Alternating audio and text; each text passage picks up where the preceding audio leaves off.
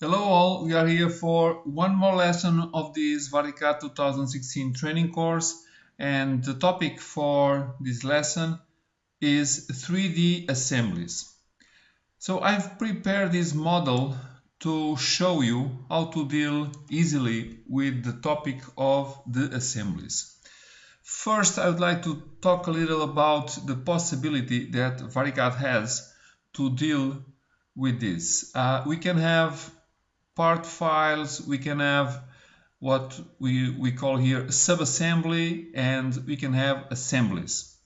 But the flexibility of VariCAD, it is that you can work with this kind of, we call them assembly, but in fact you may not know, or you may not work with the assemblies and just pile solids one over the other, and you can work anyway with VariCAD. But the purpose of working with the assemblies is to take advantage of the automatic functions like fulfilling bills of materials in automatic mode, to have links between the assemblies and the part files or assembly files and have this updated automatic, and so on and so on. Okay, you can work without this, but if you work with the assemblies with a proper configuration, you can take advantage. There are a lot of concepts. I will show you a very easy way to work with this, because this is not complex, so we will keep it as simple as possible in this lesson. So the idea here is we have a couple of solids. They define something, what is in the image. At this moment, these solids have no groups, no assemblies, just a set of solids. Okay. Now with this is a very normal VariCAD file, and I will define new status for this. So I will make first one link to one of these parts to a part file. So I have a function inside this objects menu, then I have an entry that says assemblies and identical copies. And I can use this function, and I will not show all the functions here because, as I said, I will try to keep this as simple as possible so that you can understand how to work with the topic of the assemblies. So I will create a part and save it into a new part file. So I can choose, for example, this red part, which is the base, and say save it here and call it, for example, part. And when I do this, and I will save it now, when I do this, you see here it says assembly. Now automatically, because I said create a link between the part in this file and the file that has only this part, this file, now I save it, and this is recognized as an assembly file. Okay, I can go now and open the part file. Okay, I can open it, and I have this as a part file. Okay, and you see down here it says part. So I can change between them like this. This is the basic link, but we can have an intermediate state that is called subassembly. That basically, subassembly is like if you had a part file, but on that part file you had already an inserted part, or if you have a group of solids. In that case, you call it subassembly. It's an assembly inserted into an assembly. So I can go to the same function and say, instead of creating part, create subassembly and save it also to a new file. And I can choose solids. So 3 solids, do the OK. I can define where is the insertion point, because one of the differences for this subassembly is that we have a set of solids, so from now on they are recognized as only one entity if you consider this inside the assembly file. So I can say, for example, insert them here, confirm, and I can call it sub, okay, and save it. Okay, this remains the same. I will save it so that the links are updated, and now I will open also the sub file, okay, and you can see down here that this is recognized as a subassembly, and being a subassembly, I will return to the assembly, which I call the example. You see, every time I go over these subassembly entities, they are recognized as only one. And if I try to edit, for example, transformations, they move together. Or if I try to edit one of the parts, it's not possible because it's a subassembly. But if I go on this one it is possible. So I will go to the subassembly, and now I can create in the subassembly file links to part files from this one. So let us do the same. Create part, and this one, okay, is defined as a subassembly. So I will call it sub part 1, save it.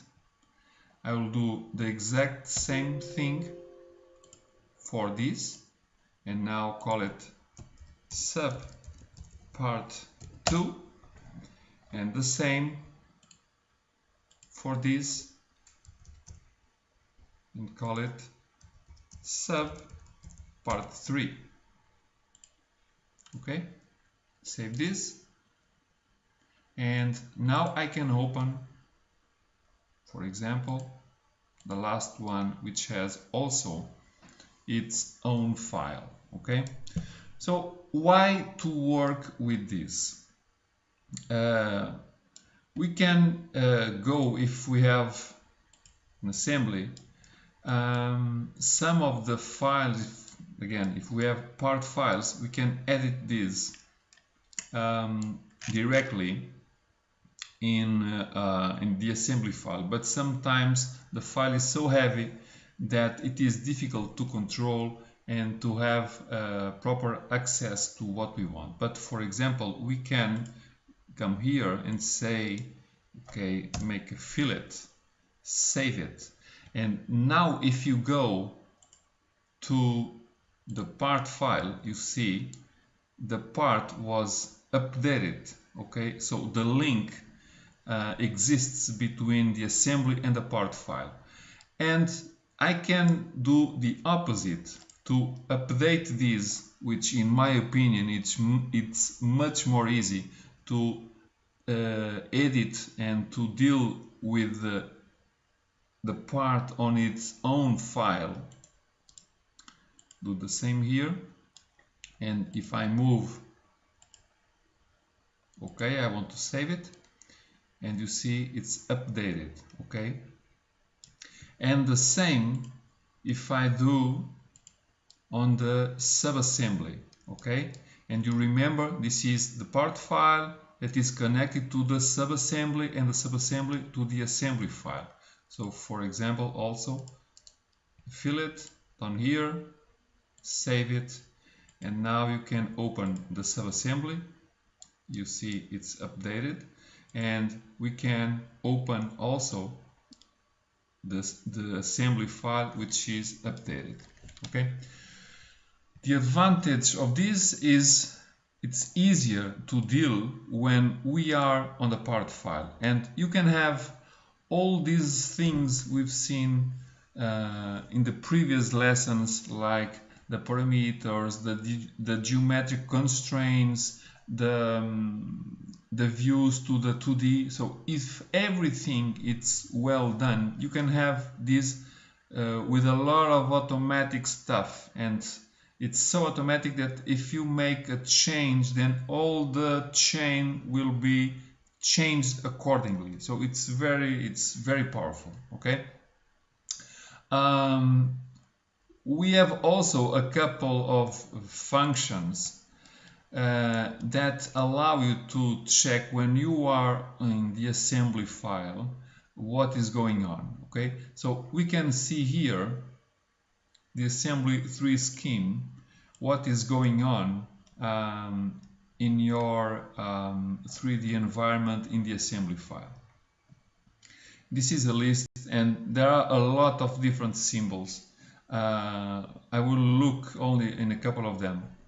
And the other important thing to say here is that this is important also to define attributes, things that we are going to see on the remaining lessons. But this is important to check what is going on about here. In these colors, there are a couple of colors. We have a couple of symbols, like this is a plain solid, okay, and it is, let me open a little more about this. This is a library part.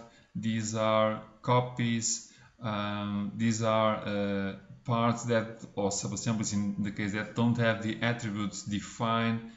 Here it's defined the complete assembly, and basically these this scheme, these three, it's important to see what is going on, but also allow us to make selection of the elements. So I will invite you to see our theoretical side to understand all the symbology around this dialog box, because I think it's easier, okay?